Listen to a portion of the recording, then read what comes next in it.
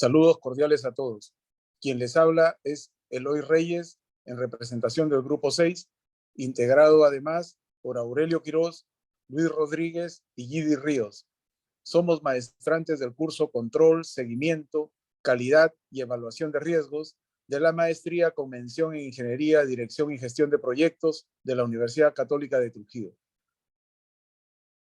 En esta oportunidad, el grupo me ha encomendado la responsabilidad para exponer el caso Taller 8, concerniente a aporte de valor de la gestión de riesgos a los proyectos de construcción.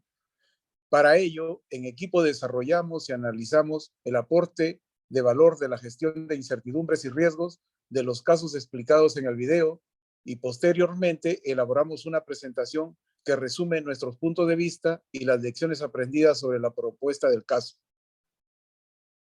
Antes de iniciar el análisis, se debe recalcar que podemos identificar dos factores importantes.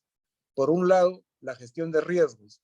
Es importante que todo director de proyectos gestione debidamente los riesgos que puedan presentarse en un proyecto para así, al identificarlos, inmediatamente encontrar una respuesta de solución a cada uno de ellos.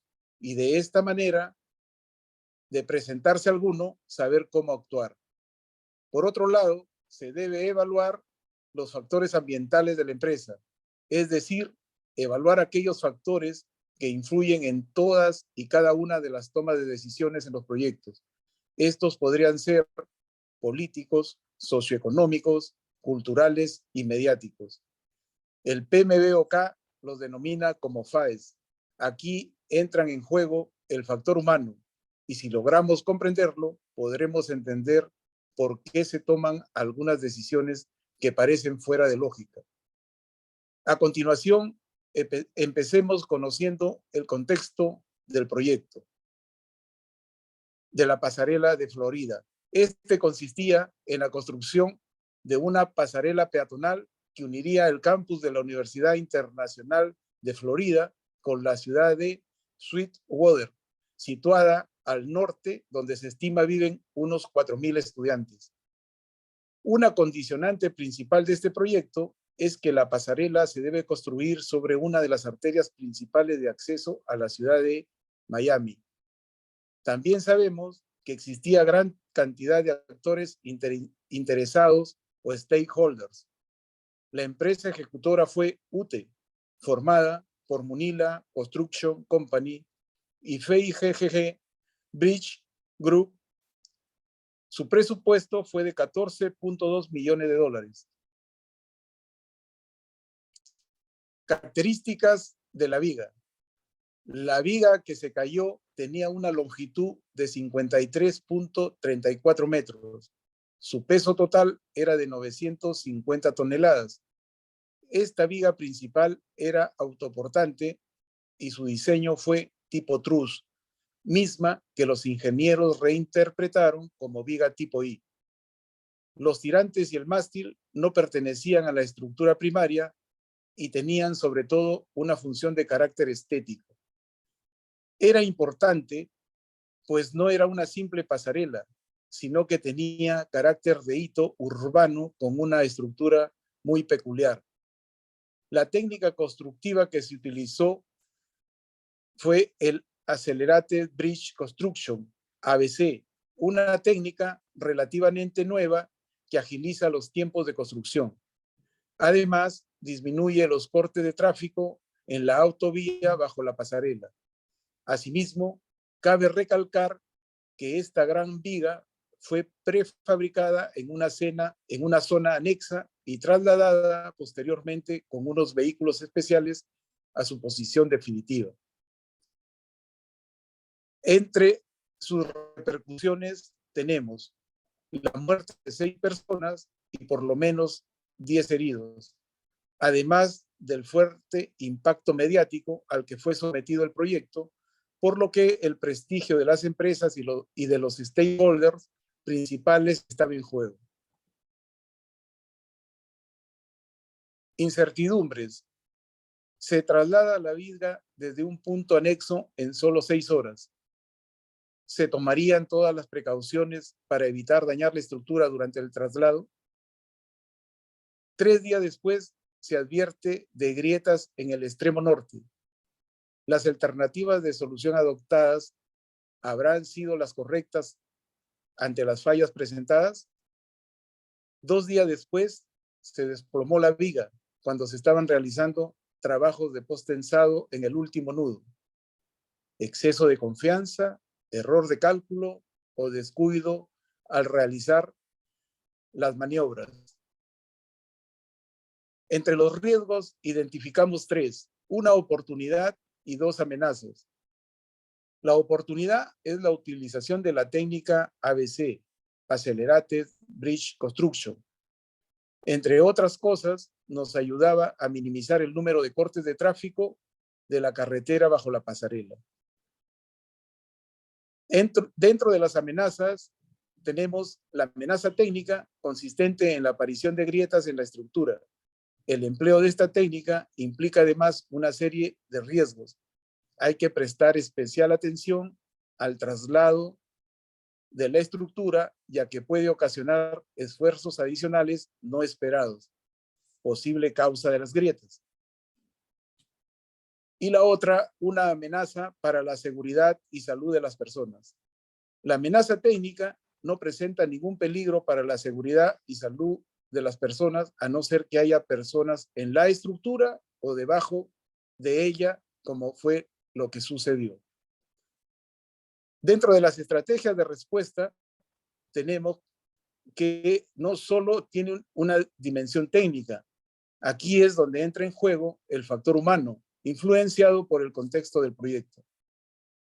Para la amenaza técnica, la respuesta fue realizar unos trabajos de post-tensado en uno de los nudos de la estructura. Con esto, se perseguía reorganizar las fuerzas internas de la estructura para que no aparecieran grietas y proteger la integridad de la estructura, así se evitaría su colapso. Con respecto a la amenaza para la seguridad y salud de las personas y sobre todo de los vehículos que pasaban debajo de la pasarela, no se hizo nada porque no se cortó el tráfico bajo la pasarela mientras se realizaban los trabajos de post-tensado. Algo similar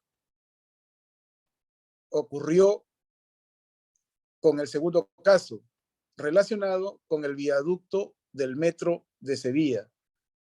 Sin embargo, en esta ocasión, a diferencia del primer caso, aquí se tomó en cuenta la amenaza para la seguridad y salud de las personas, por lo cual los mismos trabajadores avisaron de las fallas y para prevenir los riesgos cortaron el tráfico, evitando así consecuencias fatales que lamentar.